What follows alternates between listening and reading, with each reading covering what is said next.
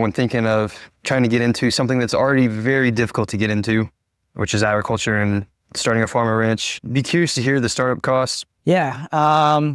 So I originally bought 15 ewes that were bred from PA Lamb Farm in Pennsylvania. It was run by Nathan Smeltzer and his family, who has been a huge help to me throughout starting my operation. I bought them for all 15 cost me $4,500, which again is way cheaper than buying cattle, but it's still an investment to an extent. And then the electric netting, energizer, the couple corral panels that I bought, I think the first year startup cost was somewhere around like 15, 20 grand. And that's with like operating on a very low input management style. So I don't have a barn. I'm not buying feed because we're grass fed, grass finished. I'm not buying vaccines or medicine or antibiotics or anything. So those costs I'm able to keep low, but starting up, it was around 15 to 20,000. Does that include the leased land too? Luckily, I have lucked out with the people that I've leased from and have more of like a bargaining agreement with like them getting lamb meat as a payment, which again, I'm very thankful for. But if you had to guesstimate, say some folks that might be interested, you mentioned the first half, but won't have the means to buy outright buy land. I mean, I know that's very context dependent, so that might not be the right question to ask. It might be, what would you recommend for people to go to online when looking for leased land, I should say then? If you're in New York Farmland Finder, that's how I got the lease that we just visited that sheep are at. That is a website that you create a profile if you're a property owner or a farmer looking for land.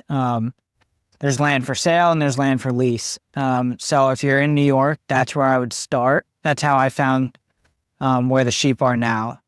The lease that we're at right now, I came across through a mutual friend. So the cost of land, especially in our area, is expensive, and it's been expensive since COVID. So buying a property is like,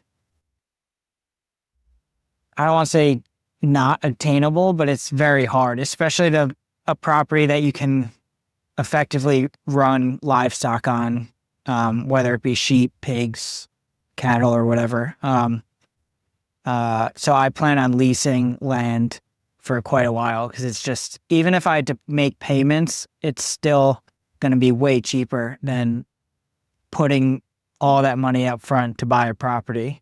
Because then you're stuck with having to make that payment. Whereas like on leased land, you can probably, depending on how good of a relationship you have with the property owner, you can either do what I did and work out a bargaining agreement, or even if you're making payments, it's realistically probably not going to be that much money that you have to put up front, and you can do a yearly basis, you can do long term. There's more flexibility with leasing, so and that's the only experience I have, so that's what I would recommend. Because it's obviously a way different feeling actually outright owning the land. What's it like to just be working on, just leased land? I know that's kind of a basic question, but because that's the one thing I would assume as a farmer rancher, the dream is to own the land, and then because that is the land that you then get to steward for however long that may be. But on leased land, it's kind of like renting an apartment versus owning a house. And in some ways, I don't know if that's the right comparison, but is that a right comparison in your perspective? It's basically the same thing. You're basically you either are doing it, depends how you work it out, but you can do it on a yearly basis where you go year to year. Or if you come into a longer term with the property owner, 5, 10, whatever years,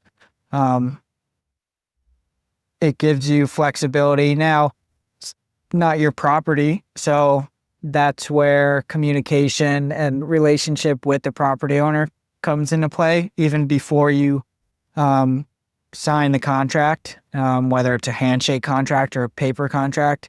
I think you both have to be clear on what you want. And that in the long run is going to make it easier or harder for you, because some people are going to want their property managed a certain way. They're going to want it always looking clean. So you may have to mow fields if they get out of control, which is going to affect your grazing management.